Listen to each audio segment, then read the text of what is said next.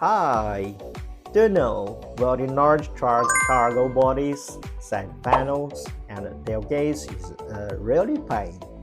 The parts are huge, made of thin sheet metal that distorts easily from heat. They rarely line up perfectly, you always have gap and mismatch.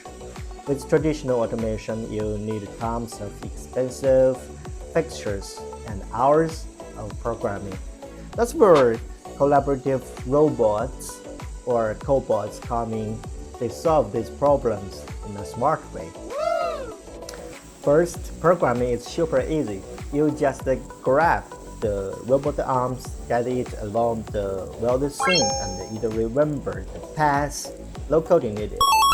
For big parts, we can mount the cobots on a magnetic base or mobile cart so that it can move to around and reach everywhere. Adaptive welding functions also control the heat to reduce the mapping, and because cobots are safe, an operator can stay close and tweak settings on the fly. So you will think about the result: faster setting up, less rework, and much more flexible production.